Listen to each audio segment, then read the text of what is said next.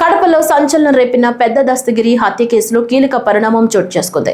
ఈ కేసులో పేరు వినిపిస్తున్న మాజీ డిప్యూటీ మేయర్ నిత్యానందరెడ్డి స్వయంగా కడప ఎస్పీ కార్యాలయానికి చేరుకుని పోలీసులకు లొంగిపోయారు.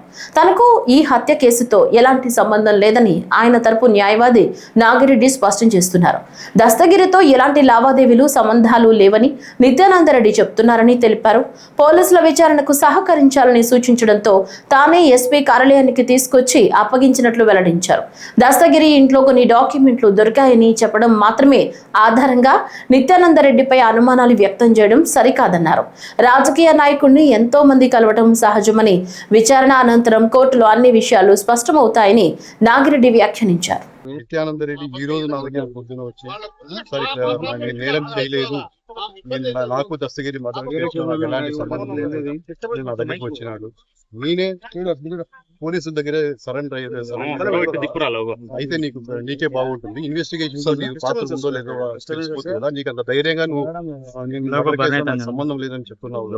వాళ్ళ దగ్గర అదే విషయం చెప్పు, వాళ్ళే ఇన్వెస్టిగేషన్ లో ఏదో ఒకటి తెలుస్తారు కదా ఉద్దేశంతో నేను నచ్చ చెప్పడం జరిగింది. అదే విధంగా ఈ రోజు ఎస్పీ దగ్గరికి వచ్చి ఇప్పుడే ఎస్పీ దగ్గర ఆఫీస్కి తీసుకొచ్చినారు. ఇన్వెస్టిగేషన్ ఆఫీసర్ నిత్యానంద రెడ్డి వాళ్ళు హ్యాండ్ ఓవర్ చేసుకున్నారు. ఇంకా వాళ్ళ ఫార్మాలిటీస్ 24 గంటలు కోర్టులో ప్రొడ్యూస్ చేయమని రిక్వెస్ట్ చేసుకుని వాళ్ళకి హ్యాండ్ ఓవర్ చేసి సార్ లొంగుబాటు కింద చూసుకోవాలి, లొంగుబాటు కింద చూడాలి, లొంగుబాటు కిందే కదా సార్. లొంగుబాటు కోర్టు మేము అట్లా అనుకుంటే మేమేం నేరం చేసినాము అని మాకేమైనా డౌట్ ఉంటే మేము కోర్టులో వీళ్ళు లొంగిపోయేవాళ్ళం కదా. మాకు నేరం చేయలేదని మాకు ధైర్యం ఉంది కాబట్టి మేము మా పాత్ర లేదని ధైర్యం ఉంది కాబట్టి డైరెక్ట్ పోలీసుల దగ్గరికి మేము సరెండర్ చేసాం సార్. తర్వాత లీగల్ ప్రొసీజర్ ఎట్లా వెళ్తున్నారు? వాళ్ళు ఈ రోజు కోర్టులో ప్రొడ్యూస్ చేయవలసిందే.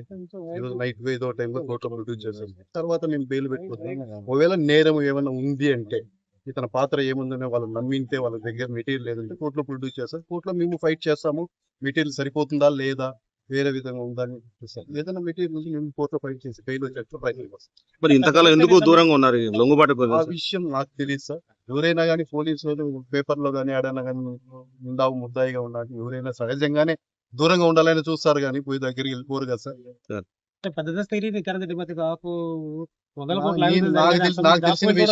నాకు తెలిసిన విషయం అంటే అతను జస్ట్ నేను అడిగినప్పుడు ఏం చెప్తానంటే, దస్తగిరికి ఎలాంటి ఫైనాన్షియల్ లావాదేవీలు కానీ భూ తగాదాలు కానీ ఎలాంటివి లేవు, ఎంతైనా వెరిఫై చేస్తున్నాయని నావేమీ లేవు.